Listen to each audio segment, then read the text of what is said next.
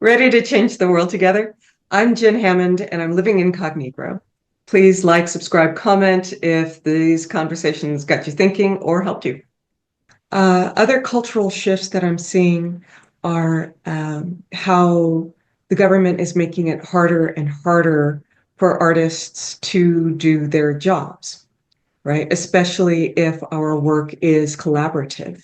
And the less we're in touch with each other, the more uh, our ability to express things and express them well and profoundly and in a unified way, the more that's weakened. You know, so many people, we have our echo chambers, right? But instead of shifting the narrative, we need to look at the framework, the world in which the narrative is happening, right?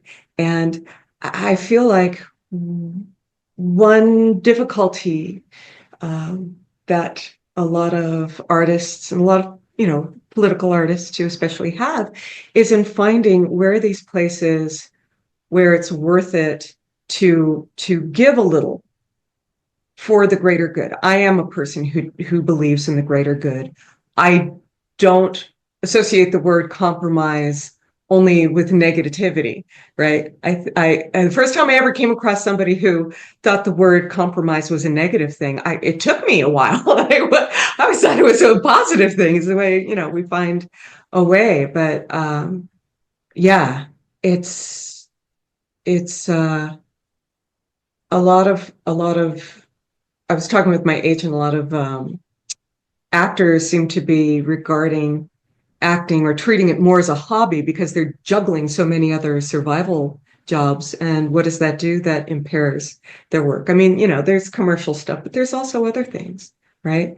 So it's interesting to see the direct impact that what's going on now in our country is having. That said, these things can be like a grit in an oyster shell, right? There's so many Soviet artists. I studied in Russia for a bit. There's so many artists who, once the wall fell and perestroika started to take place and all of that, they're like, I don't know what to write about anymore. There's there's a great play at Seattle Rep. What was it called? I saw it. Mother Russia, where there was a star, right? She was a singing star because she was singing against the government and oppression and the regime. And then come perestroika, she's like, now I'm just a school teacher because now all this stuff that I was singing about is moot.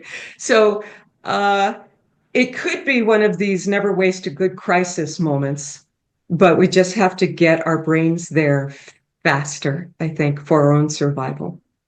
I hope today's conversation got you thinking, and thank you for joining me. I'm Jen Hammond, and I'm living incognito. Please remember to like, subscribe, comment, and you can find out more on Instagram, my podcast, or at my website, livingincognito.com.